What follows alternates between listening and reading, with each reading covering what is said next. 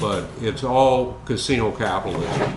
And then, you know, I don't know, you could say real estate agents add some value to society, but I don't think it's much, you know. No, it's not.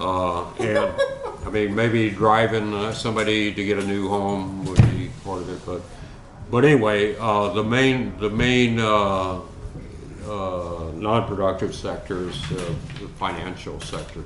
But in the Banks, tech industry, in the tech industry, where would it be? Well, I don't know.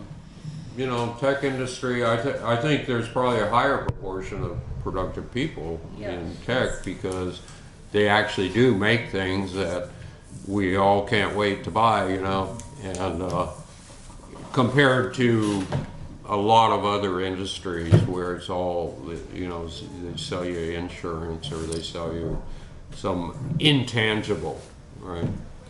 Now, the middle class, you have to convince the politicians that there's no such thing as the middle class because they think there is. And you're right, there's not, you know, but, you know, there is a sector of society that makes their relationship, the means of production, is that they hire a few people and they sell things, you know, which may be needed, maybe not needed, but they're not, you know, they're different than the working class where people build things essentially, or they contribute in one way or another directly to the production, transportation of goods and mainly goods. So yeah, you're right. There is no middle class, but you can't convince people of that, and I'm not sure it's worth the fight. Well, what I think should be focused on is raising the issue of the working class, because a lot of people don't even know there's a working class. You know, they think, oh, there's the homeless and the middle class, and that's it. But, so, I don't know. And the tools? The what? The tools. What are some of the tools? The tools of... to fight gentrification that works. Some uplifting story or anecdote. Well, mass pressure, number one. You know, in some of the struggles that I detail in here, there's good use of progressive lawyers to tie things up. One of the ways that it seems you can forestall gentrification is to drag it out, to make the developers realize they're up against the whole community, and it's going to be the most expensive fight they ever had to build something that people don't want, or to tear something down that people do want. You know? So, but the great thing about bringing people together like that is they constantly come up with new ideas for how to fight. And you know, if the book contained every method there was to fight gentrification, it would be about that there. She had one. Yeah. You had Well, one. he answered one. The answer. Okay, so you go. Yeah. Okay, so if you've already answered this, please, I give you my apologies. Did you see the use of tactics like limited equity housing or land trusts to fight gentrification? I didn't get the first part of Limited equity housing co-ops. Oh, yeah. He's asking what you asked him. You want me to read? Cooperative housing. Did you? Limited equity housing co-ops or land trusts. Oh, Did yeah. you see those tactics used where you did? Oh yeah, I'm a great believer in cooperative living, and I think that's important.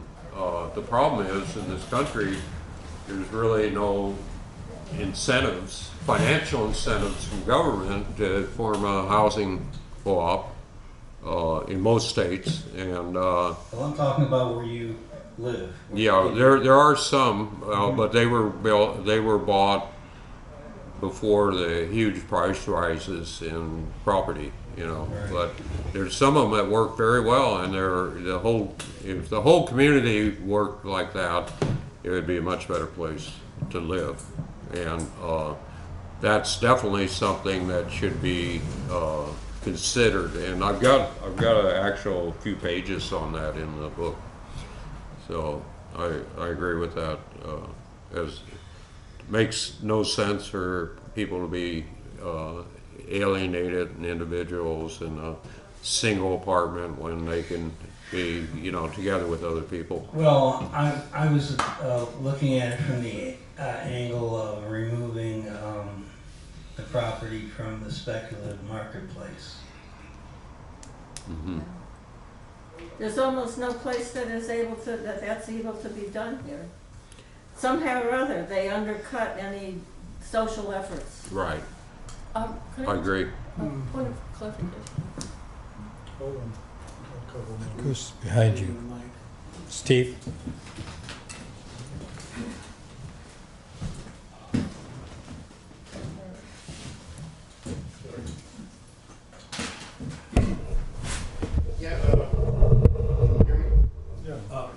Push the button. Switch up. Switch the button. Testing. Okay. Yeah, my name's Steve. I lived in Venice Beach with my ex-wife early in mid '70s, and my memories are that the community basically in the '60s and early '70s tried to discourage as best as possible people from coming to Venice. It was advertised more as a hippie haven, drug infested, a lot of crime, Right. just to keep people out and prevent what we call the Marina del Rey, you know, Yeah. what happened at Marina del Rey in the south and Santa Monica in the north. Right. So we pretty much had the place to ourselves. We hung out a lot at the Sidewalk Cafe, and celebrities used to come. Ron Kovic, Oliver Stone came a couple times, Jane Fonda showed up. It was a hangout, it was great. And then all of a sudden they built a bike path, a bicycle path that curved all in front of Venice. Yeah. And all the bicycle people came from the suburbs. And after that, the vendors came to sell them things, and then the artists. And it just slowly transitioned over up into the mid '70s. It was becoming like a tourist attraction, more of a circus. And that's when we left, actually, in '76. And now, you know, now it's really expensive, fancy place to live. I was good friends with Swami X. Did you know him? Oh, I did. Yeah. Yeah, I brought him to Venice Beach from 30 here. seconds. And he had a big following. He was a real character. Mm-hmm. George Carlin lived in Venice Beach also. Yeah. No Anyway, wonder. that was my experience. When the developers came, when the bike people came, the roller skaters too, I forgot. Yeah. And then they came, and then Bodybuilders. all of them, Muscle Beach, and then the whole place Yep. just took off.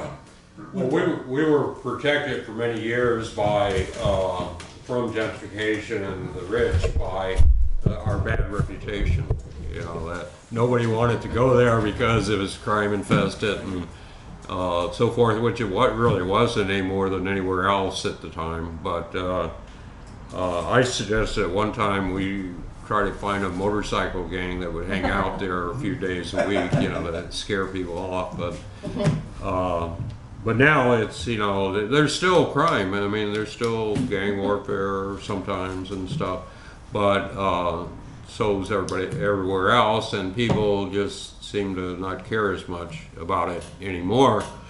But those, you know, the perception is very important. And I'm sorry I wasn't able to talk about that, but when you fight gentrification, you can't be all negative. You have to promote what's good or what's great about your community and what's worth saving, and that brings as many people into the struggle as you know, trying to stop something bad.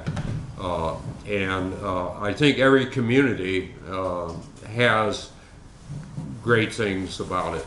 You know, I mean, how can it not after 100 years, 200 years of existence. You know, it's got to have great things going on there, and those things have to be promoted in any kind of gentrification. I mean, one last thing was, it was the one place you could walk. That's right. That's right. To walk. Right. And to walk from Santa Monica all the way down to Marina, that's a big thing for tourists. Yeah, that helps a lot, because then you can see people face to face, you know. Kim. Hi, my name's Kim, and I wanted to thank you for your presentation, and I want to read your book. I live in Vallejo, and I'm a member of the Vallejo Waterfront Coalition, and we fought a developer there a number of years ago. We're still fighting that developer. Some of the tools that we used were organized regular meetings with the public, you know, a lot of advertising, and we went through an envisioning process. We found somebody that could facilitate us in an envisioning process to figure out what we wanted as an alternative. And we ended up suing the city and the developer and went through 9 months of negotiations. We made the project better than it would have been. We didn't defeat it completely, but it's better than it would have been. Yeah. And now it's required, because of the settlement agreement, that anytime the developer wants to make changes, he has to have at least 2 public meetings, which is in our settlement agreement. Since unions were brought up, I wanted to mention that a lot of times, in my experience in Vallejo, unions come out on the side of the developers, because for them, it's jobs. Yeah, sure. I wanted to ask you, in Venice, were there specific developers that were involved? Like in Vallejo on Mare Island, Lennar has been there for years, and they just relinquished their control to a company called Nimitz. And I know Lennar's been involved in Treasure Island and Hunters Point here in the Bay Area. Yeah. So were there specific developers that were involved in Venice? Yeah, we had some local developers, not too many, but they were mainly involved with building these big ugly houses, and then the bigger developers who wanted hotels, whatever. The way it would usually work is they'd come in with a proposal. We get 100, 200 people out to oppose it. They would come back a couple months later, another proposal, which is pretty much the same thing. We would do the same thing again. And then the third time was usually when they would give up. You know, we'd defeat it a third time before boards or whatever. And they'd give up, and then another developer would come in a year later or 2 years later. But, you know, it's good to develop that kind of reputation that, you know, that's, developers talk among themselves, you know. They're all, you know, they remind me, the ones I know, of Trump. They're all that kind of person, you know, and they talk really bad about people and they're racist and all that. But they talk among themselves, oh, you don't want to go to Vallejo or you don't want to go to Venice because, you know, they'll run you around in circles for years. And that's the kind of reputation you want to have. So, you're doing everything right, it sounds like, and keep up the good work. Okay, so it's maybe my turn. So thank you very much for the talk, very relevant. I want to share a couple of things on this myself. Switch up. Yeah. So I was involved in Berkeley against a 6-story building on Adeline Street here. And there, apparently the city is interested in developing housing along that corridor and build all these 6-story buildings. Some of them are already built. And the city of Berkeley, progressive mayor wants money, you know, the money that comes with development, tax base. So there's that fight. We lost that fight. And the developer used this technique. He was money that came from Russia. He was a Russian developer. And he hired somebody who brought students from Cal, and to show that those of us who were opposing it were interested middle-class people, and that was actually anti-poor because the students can't find housing. So that struggle was lost. I mean, I disconnected from that. Maybe it's still going on. I had some other reasons to drop out of it, but it's an uphill battle. In San Francisco, as a structural engineer, I saw my career, which shows the development of the change, which I started out working on projects that were corporate buildings, first decade. The second decade, I was working on high-tech buildings. In the third decade, I was working on biotechnology, other city buildings. The fourth decade, most of my projects were homeless shelters and poor people's housing. And that basically shows the penetration of what you call the neoliberal capital into this. So this is the big thing, and I agree with you. One quick comment about somebody saying, and you probably, I thought about agreeing, there's no middle class. There is middle class. The Marxist definition of middle class are those producers who own the production property, but they're very small scale. Maybe their families work there, or they hire a few workers. So they are not capitalist class, because capitalist class has a very huge amount of capital. They exist, but they're completely dominated by capitalist class long ago. And yeah, just finishing.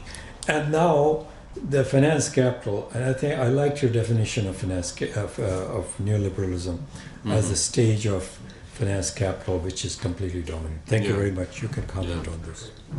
Let me just say one quick thing about that. I mean, the word NIMBY is often used to try to smear people who are against a particular type of development.